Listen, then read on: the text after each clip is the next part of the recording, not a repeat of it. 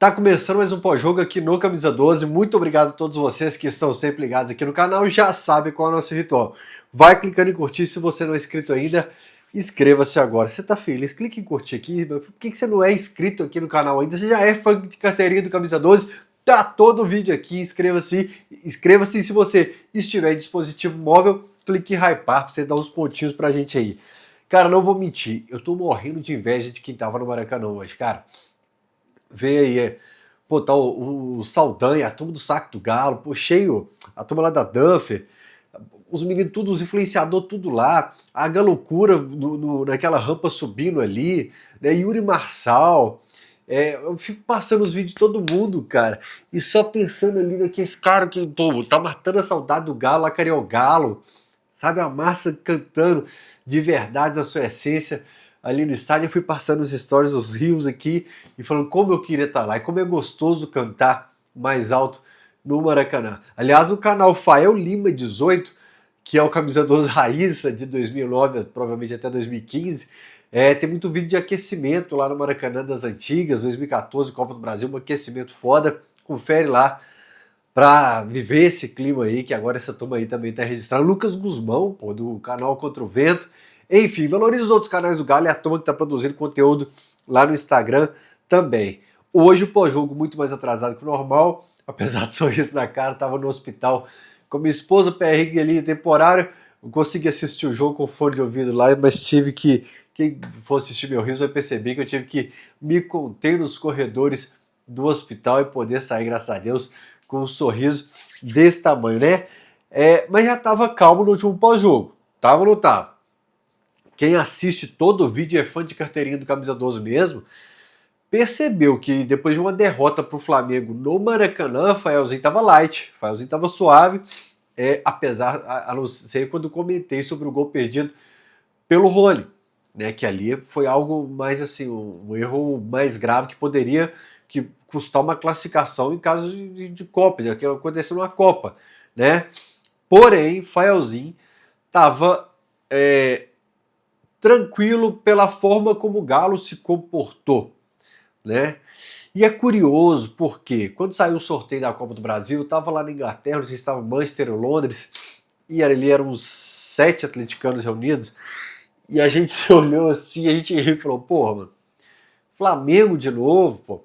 É inevitável não lembrar um pouco do Palmeiras 3 anos na Copa Libertadores da América, né? Chegar lá um dia, Papai do Céu, e aí, Papai do Céu, e tal, não, obrigado, vivi mais de 100 anos e tal, vamos lá, o que aconteceu aqui na minha vida, o que aconteceu ali? Passou um tempo, né, para não falar que foi ansioso demais, eu falei assim, meu filho, papai, o que você quis dizer com aqueles 3 anos de Palmeiras? Pegamos o Flamengo, perdemos a primeira final lá na Arena, a segunda Copa do Brasil seguida com o Flamengo lá, testou meu coração, né, papai?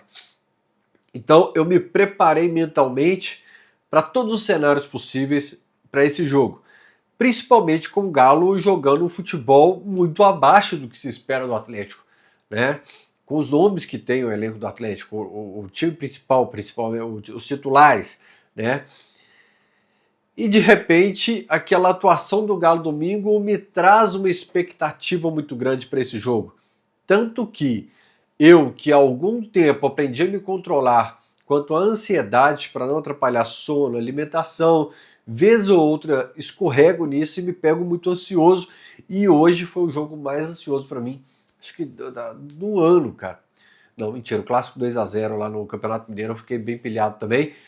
Porém, assim, 8 meses, 2 jogos, que eu fiquei tão pilhado nesse nível de ter dor de barriga o dia inteiro. E o que eu faço? Nesses casos, eu vou lá para a sede de Lourdes. Historicamente, quem me acompanha mais tempo no Instagram, lembra que eu abri minhas garrafas de vinho na madrugada lá na sede de Lourdes, e por mais que a sede do Atlético esteja na Arena MRV, ali é meu canto.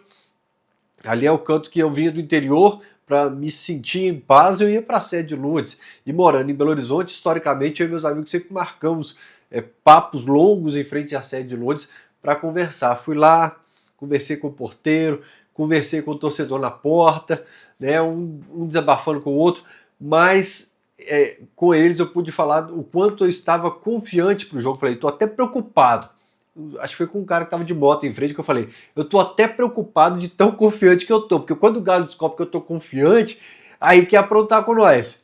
Mas eu tava realmente muito confiante, fui visitar depois o Espeto na Veia, comentei com o Luiz lá também, falei, cara, eu estou extremamente confiante pro jogo de hoje, talvez embasado apenas na atuação de domingo, mas eu estou muito confiante pro futebol que o Atlético pode apresentar, porque ele me deu uma chama de esperança. Antes eu não vi uma luz no fim do túnel, eu não tinha algo para eu me apegar, que existia uma evolução, que existia um degrau. Olha, hoje a gente perdeu, mas nós subimos um degrau. Não, perdeu, mas está vendo aquela luz longe lá? Tá vindo uma solução por aí. Domingo foi uma derrota que eu vi o Atlético vencer alguns jogos com futebol muito abaixo do que apresentou no domingo. Então eu me apeguei, sem dúvida nenhuma, a essa derrota, essa atuação do Atlético do Flamengo no final de semana, né? Vamos lá. Duas situações. Alguns vídeos, e talvez naqueles vídeos especiais que não era pós-jogo, que eu gravei aí há um mês, 3 semanas atrás, eu falei sobre a capacidade que esse jogo tinha de virar chave, de ser jogo vira chave. E eu ri muito do último vídeo, do último pós-jogo, lendo os comentários da galera aqui, que vocês podem comentar à vontade aqui. Eu li um comentário do cara falando assim, porra, todo jogo o Fael fala que é um jogo que vira chave. Não é assim, não. Tem jogos de prateleiras diferentes. Eu citei agora há pouco o Galo 2, Cruzeiro 0 do Campeonato Mineiro, em que o Cruzeiro tinha a oportunidade de eliminar o Atlético ali e interromper uma série de 5 títulos estaduais que viria a ser o sexto. Ele eliminaria o Galo ali. Esse é um jogo chave, né? Um jogo que pode eliminar o Galo de uma Sul-Americana, esse é um jogo chave. E enfrentar o Flamengo em qualquer ocasião, ele pode ser considerado um jogo chave, porém, numa Copa do Brasil, no mata-mata, você vai dizer que não é um jogo chave? Cara, esse jogo, ele acaba guerra civil aqui dentro do clube, que é outro ponto que eu abordei lá atrás. Talvez alguém lembre os vídeos certinhos e tal, que eu falei que o Flamengo muda todo o cenário de análise do trabalho do treinador, de continuidade. Foi sobre isso. Eu estava falando sobre o trabalho do Cuca. O Galo e Flamengo, ele pode encerrar o trabalho do treinador, ele pode mudar o cenário realmente, né? Porque esse é prateleira 1. Você tem prateleiras de jogos e esse é prateleira 1. Não tem nada definido, tem um jogo da volta, eu vou abordar isso, eu vou reforçar isso o tempo todo, passar marca-texto, e lá no fim, principalmente, a gente vai falar sobre isso. Porém, uma vitória contra um Flamengo que tira do banco de reservas reforços de 25 milhões de euros, ela precisa ser valorizada e muito, principalmente porque você vem de duas boas atuações. Você vem de uma classificação na Sul-Americana, mas principalmente você vem de duas boas atuações e atuações que você vê crescimento com capacidade ainda de melhorar. E como é esquema de pirâmide o nosso pós-jogo, você tem que assistir um para conectar com o outro. A gente sempre conecta, né, com o que falamos há pouco tempo. Quando teve a confusão do Rony, do Scarpa ali, eu comentei Atlético Bucaramanga, perdemos o Bucaramanga, não podia, desperdiçamos chances, tal, o time ainda apresenta seus defeitos. Porém, tá gravado eu falar, galera, não leve esse comportamento hoje de desgaste com o Rony e Scarpa para os outros jogos. Não falei? Porque imagina no Maracanã hoje você precisando ganhar do Flamengo. Eu destaquei aqui essa turma que estava na arquibancada do Maraca cantando igual os loucos, se tivesse em pé de guerra com o Rony, com o Scarpa ali. Então, assim, a gente foi para esse jogo como um só. A torcida no aeroporto ali, em tom de cobrança, apoio, protesto, na arquibancada lá também, apoiando e gritando e se destacando o tempo todo. Mas era importante isso de deixar para trás o que aconteceu, não é esquecer daqui e tal, a análise que você tem que fazer, né, do que houve de rusga, mas o atleticano falou, protestei aqui, cobrei, não gostei do seu comportamento em relação ao clube que eu amo, né, cada um tem uma opinião quanto a isso, o clube tá errado, o clube tá certo, o jogador tá errado, Porém eu falava, galera, não adianta levar isso pra frente, quem vai perder é a gente, porque os caras vão vestir a camisa do Galo até o fim do ano. E não ia adiantar de nada se eles não mostrassem um comportamento diferente. Por mais que fizesse campanha na rede social do clube, no perfil dos jogadores, não ia adiantar se não tivesse um comportamento diferente. E logo na semana seguinte, você tem esse caos antes do Bucaramanga, você tem a classificação contra o Bucaramanga, uma boa atuação no Maracanã no final de semana e uma vitória no jogo de ida do mata-mata da Copa do Brasil contra o Flamengo fora de casa. Passando a sensação de que o torcedor pode simplesmente falar assim, ó, é esse comportamento que eu quero com a camisa do Galo. E o Cuca destaca isso muito na coletiva, né?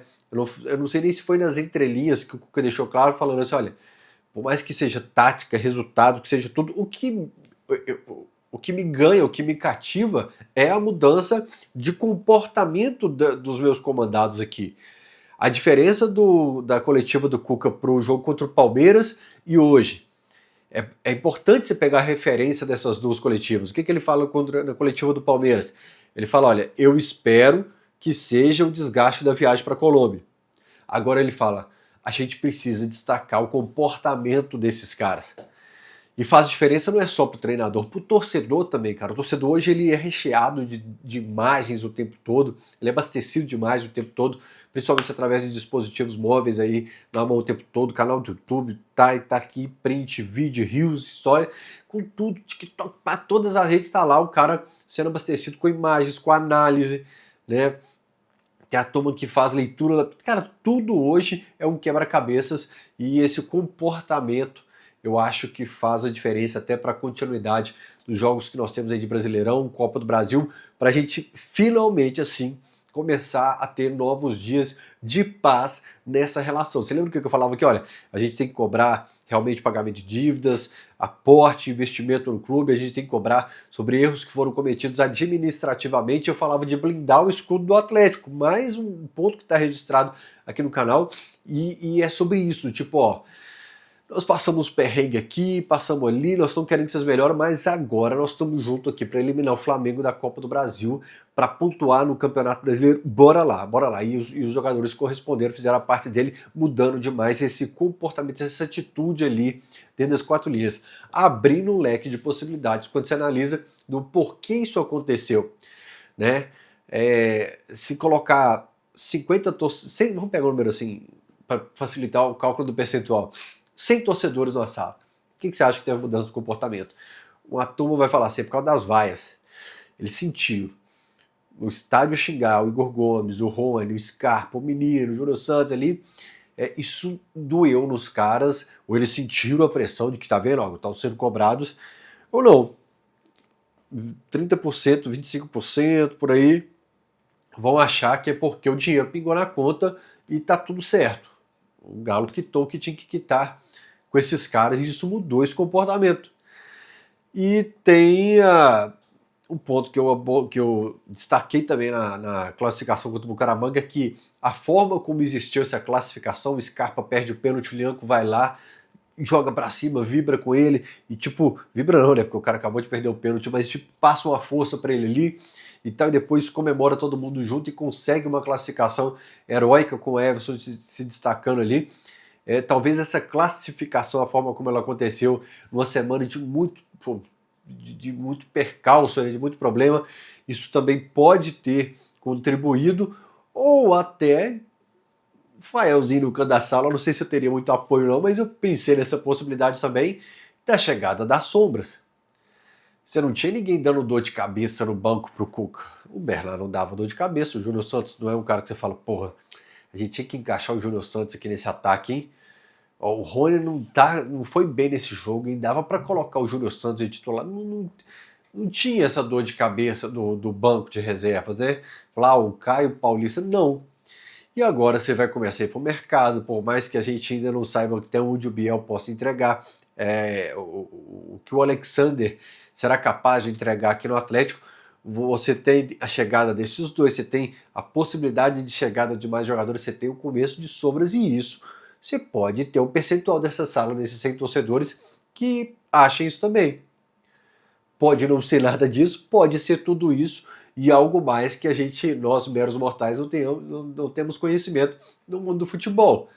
porém cada ponto desse também pode ter contribuído, né? Dos personagens principais aí, Rony, Scarpa, Menino, eu acho que eles saem ganhando dessas duas partidas no Rio de Janeiro, apesar do gol perdido do Rony. Porque o gol perdido, ele é um frame que roda, que viraliza, que a gente fica puto, mas como destacou muito bem o Igor Assunção, o Igor Tepe da 98, ele reforça isso na coletiva, ele faz a pergunta no começo e depois reforça no fim. A participação do gol do Coelho, tem o Rony, que vai no zagueiro, vai no goleiro, vai no outro, vai parecendo bobinho, até forçar o erro do Flamengo, que o Coelho sabe aproveitar muito bem. Mas eu senti a pegada, senti a pegada do Igor lá, ele senti não, ainda mais ele que é zoador pra caramba.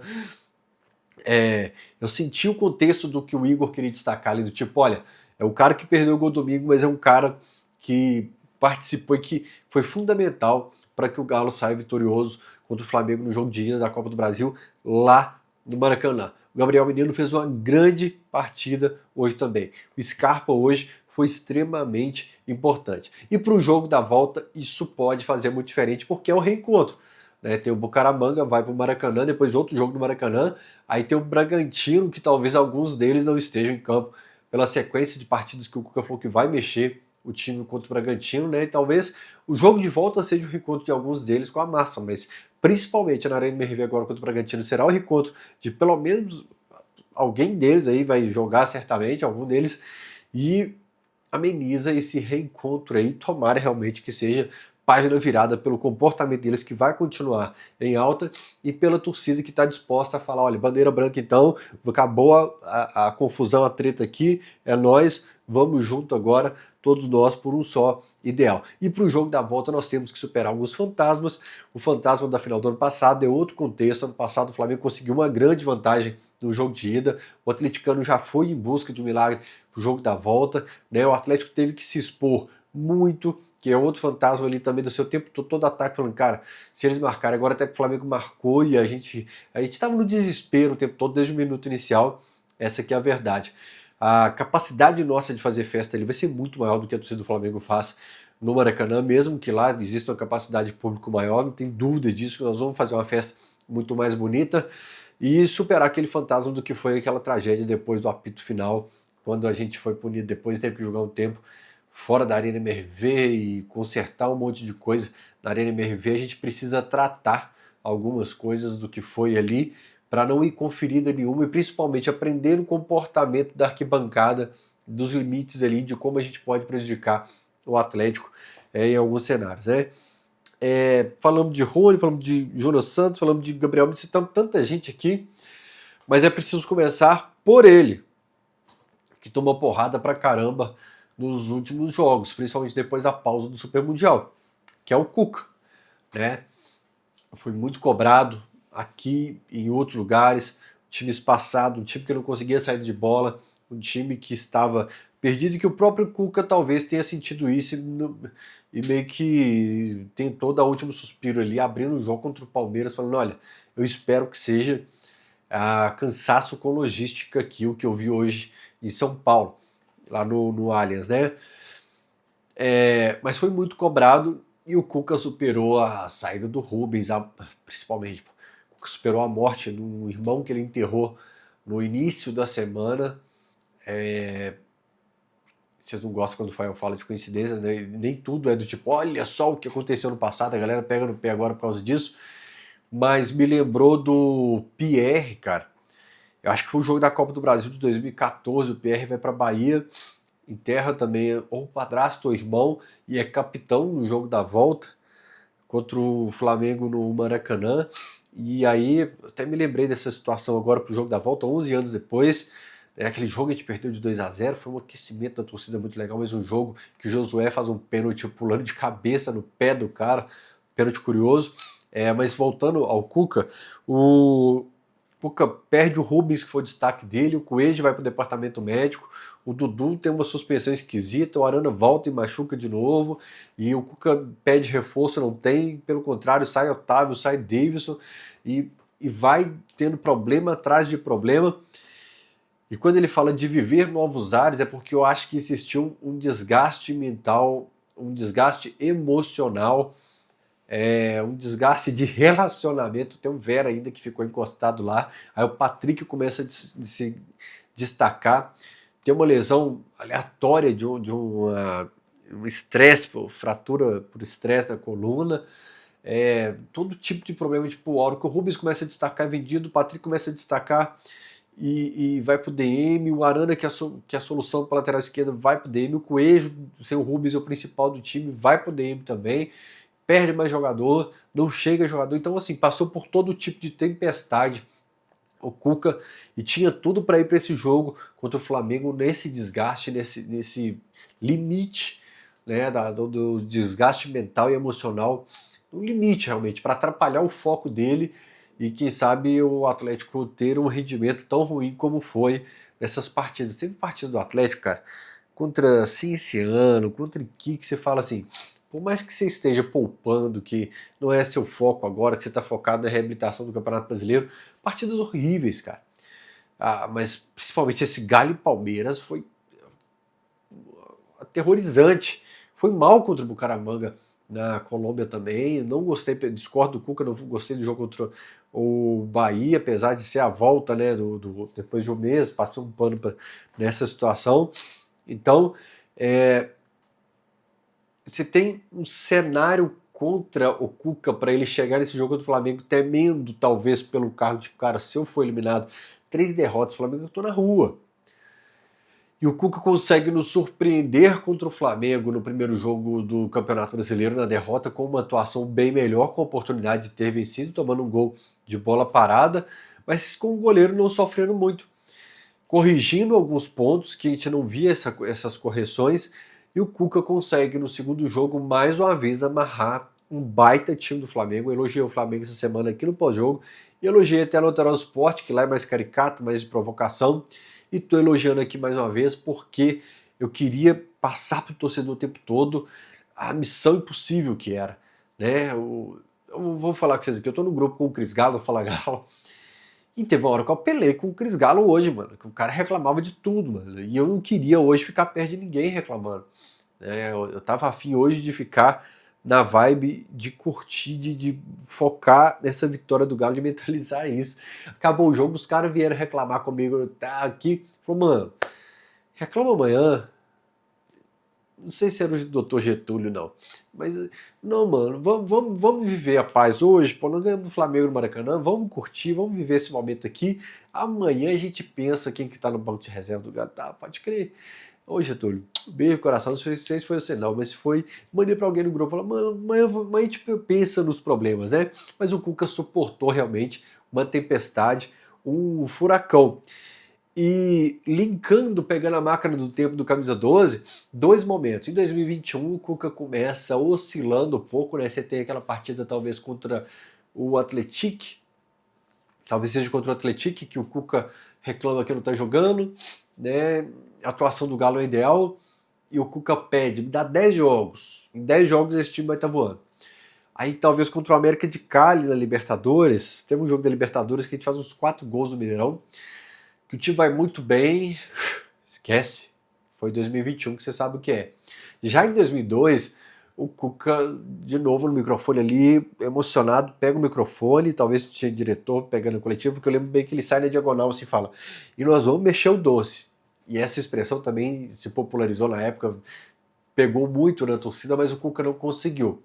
Já existia um desgaste, relacionamento com alguns jogadores do elenco de 2021, outros motivos. Ele não conseguiu e só conseguiu ali as suas vitórias para classificar o Galo para Libertadores quando ele comunica para o elenco que não vai ficar para a temporada seguinte, mas não conseguiu. Dessa vez, o Cuca ficou na calada. O Cuca teve... na lista de problemas eu esqueci de falar de jogador que se despediu no elenco. Salário atrasado, direito de imagem atrasado, luvas atrasado, caos financeiro e administrativo lá dentro. Mais coisa para ele suportar. Dessa vez, ele só falou, olha, a gente vai ter que superar, a gente vai ter que fazer um grande jogo para superar o Flamengo. Contra o Palmeiras ele fala, eu preciso detectar o que é e preciso corrigir. E Eu sei que não dá para se empolgar, porque se perder para o Bragantino e para o Flamengo no jogo da volta é terra arrasada de novo. Mas futebol é assim. Mas nesses dois jogos o Cuca me surpreendeu positivamente, mas assim, num gráfico de crescimento, de evolução do time, de correção de pontos, que me surpreendeu muito. Que eu estava descrente até sábado à noite, até domingo de manhã. O jogo foi domingo? Creio que sim. Ou sábado, eu não sei. Mas foi, o jogo foi sábado, né? Porque eu fiz a live do Bolivar depois. Eu tô perdido no tempo, 4 horas da manhã agora, eu tô sem dormir. E o Cuca fala que o ideal é que ele não fosse previsível, que não repetisse tudo. Mas o Cuca repete mudando. Tem pontos que ele volta a repetir realmente, mas ele altera o time vai funcionar na saída de bola. O Coelho já colou um pouco mais na linha lateral, né? Pontos que evoluíram então. Saída de bola do Atlético. Você pega a saída de bola em alguns jogos, era uma coisa bizarra. Aquela saída de bola do Scarpa contra o Bucaramanga lá na Colômbia, a saída de bola do Atlético contra o Palmeiras aqui em São Paulo, que a gente gera um escanteio, na nossa saída de bola a gente gera um escanteio para o Palmeiras. Era um time nervoso, um time que parecia com a batata quente no pé, um time sem ninguém para se aproximar para receber, ninguém na base da jogada buscar, não funcionava a saída de três, não funcionava nada. Nada funcionava na saída de bola do Atlético. E no jogo do fim de semana contra o Flamengo e hoje, ontem, quinta-feira agora, eu consegui ver um time se posicionando bem para sair a bola, né? Aliás, reposições rápidas do Everson, que eu estava sentindo falta às vezes nesses dias que a gente estava com dificuldade de sair de bola, reposição rápida, pegou o jogador do Flamengo aqui, ele levanta rápido, já aciona um jogador que gira o corpo, né? O jogador do Atlético estava girando o corpo e dando um chutão, que eu falava que não era ligação direta, não era buscando profundidade, nada, era um chutão para se livrar da bola. Hoje foi um time muito mais frio, muito mais tranquilo, mais calmo, né? Não foi só um time mais bem postado em campo, parecia um time mais sereno para tomada de decisões. Isso fez muita diferença. Então a saída de bola foi fundamental. Times como o Flamengo, o Jardim, quando ele foi para a coletiva depois do Clássico, ele falou que chegou reclamando do Atlético retrancado, porque ele queria um Atlético exposto, né? E aí a gente precisa até lembrar do Calil na final da Copa do Brasil de 2014, ele fala, eles querem um jogo no Mineirão? Tá decidido, independência então, eles decidiram por mim, eu não vou deixar na zona de conforto que eles querem. E era fundamental realmente fechar a casinha contra o Flamengo no Maracanã, né? Você está enfrentando um time com 8 peças de qualidade no ataque, que poderiam ser titulares em qualquer time do Brasil. Você tem que fechar a casa, mas você tem que ser, para o seu plano funcionar, você tem que ficar um pouquinho com a bola no pé, você tem que ser crucial no contra-ataque, pra você ter alguma chance no mata-mata nos 180 minutos. Você não vai conseguir 180 minutos de chutão passar ileso. Uma hora o seu plano vai ruir, se você não tiver um mínimo de controle dessa situação. Então eu abordei isso no fim de semana e volto a abordar agora. É um time que soube fechar a casinha, sabendo colocar a bola no pé, se aproveitar e principalmente finalizar no gol.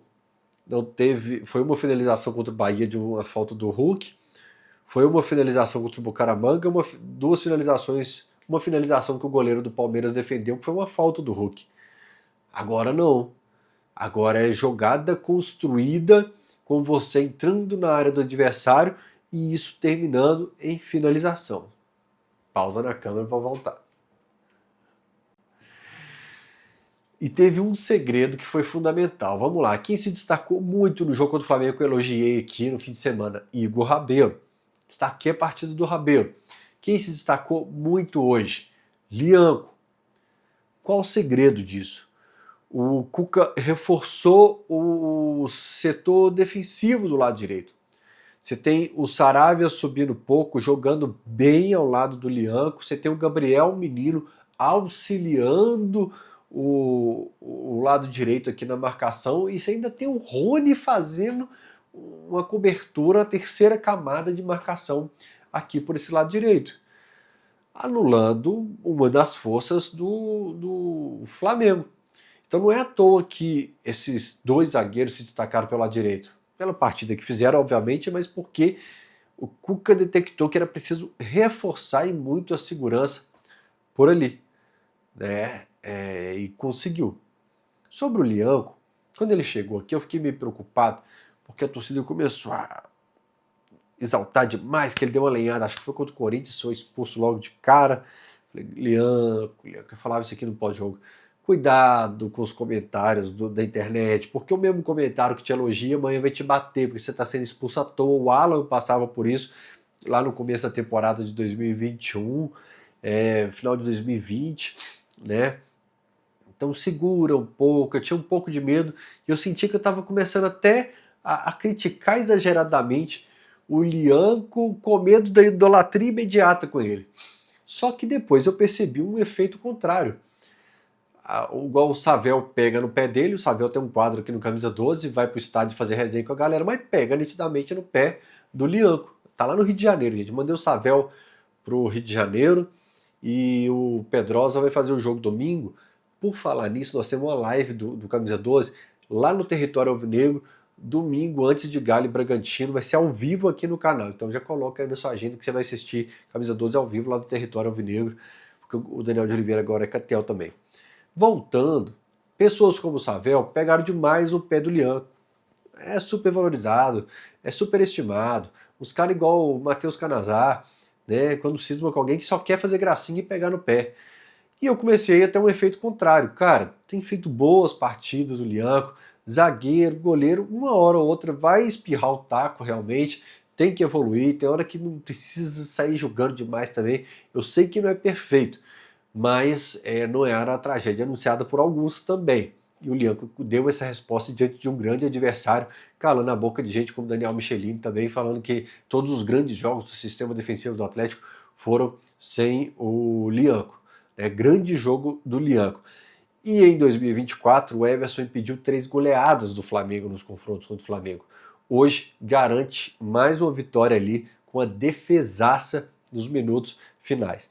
Se o sistema defensivo aqui a gente elogiou já a partida do menino, a gente falou aqui como o Cuca fechou, que o Rabelo foi bem no fim de semana, Lianco, eu elogiei o nosso goleiro Everson, Alan Franco, né, destaque, mas quando a bola ia pro ataque, o Rony escorregando, o Rony caindo, o Hulk sendo anulado e o Coelho com muita tomada de decisão precipitada. Até o chute dele trimascado, meio que na diagonal para a linha de fundo, quase em direção à bandeira de escanteio. Tem uma outra do Hulk que ele já estava sem ângulo para finalizar, né? Mas a bola estava indo para o ataque, você não estava tendo jogadas geniais. Tanto que você tem finalização de fora do menino, você tem o Scarpa tentando chutar umas 2, 3 de longe ali. E faltava esse trio entrar, sabe? Prender, incomodar um pouquinho mais, estar um pouco mais inspirado ali na frente para decidir, porque você tem o Hulk, que é o Hulk, você tem o Coelho, que depois do Rubens, na minha opinião, foi o principal jogador do Atlético no primeiro semestre. Você tem o Rony você tem aí o Rony com pelo menos 8 gols na temporada, né? Pegando de cabeça assim, deve ter uns 8 gols na temporada. Então você tem nomes que você podia confiar de alguma forma ali. E eu acho que esses 3 inspirados na volta serão fundamentais por causa disso que eu falei. Não pode se fechar o tempo todo contra o Flamengo, entregando a bola para o adversário. Quando você tem peças como Pedro no ataque, né? Vou listar aqui pelo menos 8 jogadores que podem oferecer perigo. Como é que chama esse Lino, cara, que entrou hoje, cara, chato. Chato. Você tem muita peça de qualidade, não adianta você só se defender, uma hora eles vão achar um espaço. Então qual que é a proposta que o Atlético deve usar aqui? Explorar muito o contra-ataque com o Rony e com o Coelho, e aí essa tomada de decisão, né, essa capacidade de aproveitar a exposição do Flamengo, invertendo como foi o cenário na final de 2024, será fundamental esses 3 aqui estarem inspirados para o jogo da volta. E eu estou curioso como que o Felipe Luiz vai usar o Flamengo nesse jogo da volta. Por quê? O Flamengo quer voltar a ganhar o Campeonato Brasileiro, o Flamengo tem uma Libertadores pela frente, que é a cereja do bolo, e o Flamengo acabou de ganhar a Copa do Brasil. Não, o brasileiro e a Libertadores, né, Mas a eliminação, a hora que ela bate na sua porta, você a te coloca contra a parede, cara. E eu duvido muito que vai voltar a descansar alguém, que vai voltar a poupar. Cara, já que pode ser meu último jogo na Copa do Brasil, vamos com todo mundo e deve vir com força total, com o que ele acha que existe de melhor para reverter uma situação aqui na Arena MRV. Mas estou curioso para saber como monta o Flamengo o Felipe Luiz. E aí você vê, o Flamengo, com o dinheiro que tem, com esses reforços de 25 milhões de euros, com craques e mais craques que estavam disputando ligas europeias agora, tendo que abrir mão de escalar titulares para aguentar 3 competições. Aí eu me preocupo um pouco, porque o Galo ganhou o jogo da Copa do Brasil, tem que eliminar o Flamengo da Copa do Brasil de qualquer jeito. O Galo enfrenta o Godoy Cruz em agosto pela Copa Sul-Americana, uma competição que, com adversários que não tem tanta qualidade como o Flamengo, Palmeiras, Botafogo aqui no Campeonato Brasileiro. Então você fala, pô, que dá para eu ganhar também. E só que você tem que se manter vivo no Campeonato Brasileiro, porque se der ruim aqui e aqui, você tem que ir para a Libertadores por aqui. E ano passado nos ensinou o que pode significar abandonar uma competição como o Campeonato Brasileiro e você tomar uma bola na trave aos 26 do segundo tempo brigando contra o rebaixamento. Fato é que o Cuca já sinalizou que vai ter rodízio contra o Bragantino e ainda assim você pode de repente tirar o Saravia, que não sei ainda como é a situação quando ele caiu no gramado, e colocar o Natanael, que vinha sendo o titular. Você pode colocar o Alexander para ter uns minutinhos de jogo. Na volância ali, o Vera vinha descansando. O Vera descansou depois do Super Mundial. Pode jogar. Né? Você tem que descansar o Júnior Alonso, que vem dessa sequência. O Lianco descansou agora no fim de semana. Pode jogar na semana que vem. Então, você pode ter um Lianco e Vitor Hugo, por exemplo, lá na defesa. No ataque, você pode ter um Biel para dar ritmo para ele também, que é fundamental. Biel, Júnior Santos e mais uma peça de ataque. E como o Rony ficou fora do primeiro jogo do Campeonato Brasileiro, eu colocaria ele como referência na área, alternando com o Júnior Santos para se tornar esse homem de referência na área, junto com o Biel. Aí construindo, eu deixaria o Igor Gomes. Não é o que o Cuca vai fazer, porque o Cuca não descansaria tanta gente assim. Porém, repito, o Flamengo, que tem o dinheiro que tem, o elenco que tem que descansar, porque 3 competições é desgastante. E aí a gente é obrigado, como eu fui ver essa semana, a gente falando que o pedreiro trabalha não sei quantas horas lá, querendo comparar bolo de laranja com bolo de cereja. Né? A gente está falando de uma competição de futebol profissional, que a preparação durante a semana, o desgaste da musculatura é totalmente diferente, mas a gente sempre vai escutar esse tipo de argumento no futebol, né? Independentemente do que acontecer contra o Bragantino, não pode estragar o clima dessa torcida, dessa relação para o jogo contra o Flamengo. Aliás, olha que coincidência. Eu posso estar errado, acho que não estou. Galo e Fluminense volta da Copa Libertadores da América, a gente joga no Maracanã, tem o Bragantino aqui e depois é a volta, o jogo da volta, depois do Maracanã na Arena MRV. A torcida mega loucura, que estava embaixo, cantou o tempo todo, é guerra, quarta-feira é guerra, ou quinta-feira, não lembro quando foi o jogo, e empurrou e apoiou os caras, incentivou e cantou o tempo todo, deixando claro do clima que estava pro meio de semana. A procura de ingresso para o Bragantino pode estar baixa até hoje, mas eu vou comprar meu ingresso, por exemplo, amanhã. Eu tinha pensado nisso, porque eu tenho a live da KTO, sai, dá pra ir pro jogo. Vou ver se eu acho uma cadeira cativa de alguém vendendo, ou eu vou lá na loucura. Mas tá saudade da organizada, lá no setor desorganizado, vou lá. E aí, aproveitar esse jogo do Bragantino, encher o estádio, fazer uma festa, deixando claro pro time que nós estamos juntos, e empurrar, sinalizando que no meio de semana é o jogo das nossas vidas, né? Sobre o lance do Rafael Claus, eu mandei para um profissional da arbitragem que não está atuando mais o vídeo do pênalti e obtive a seguinte resposta. Para mim, por esse ângulo, não foi pênalti. Ele em movimento natural do pulo, tá baixando o braço. eu não tô vendo o jogo por tal situação aqui. Mas para mim, por esse ângulo, não foi. Tá? Eu vou querer análise de mais árbitros que comentam a arbitragem sobre esse lance. Né? Lá no meu Twitter eu falei que o Klaus marcou um pênalti pro Galo contra o Fluminense em 2021. O Mariano Cruza bate na Copa do Brasil contra o Fluminense. A bola bate na bola, ele marca pênalti contra o Atlético Goianiense. Ele não marca. E um amigo me lembrou que contra o Botafogo, em 2022, tem um pênalti escandaloso no Ademir, que ele não marca. E no contra o Grêmio esse ano, primeira rodada do Campeonato Brasileiro, ele erra contra o Galo. Então, quando o Sérgio Coelho fala que ele tem errado muito contra o Atlético, ele tem errado muito contra o Atlético mesmo.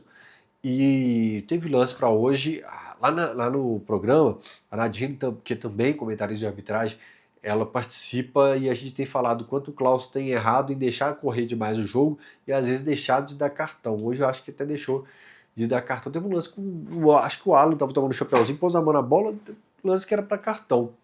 Né? E teve lance que foi falta e ele deixou o jogo correr. Tomara que hoje tenha sido o ano novo do Atlético. Né? Mudança de relação.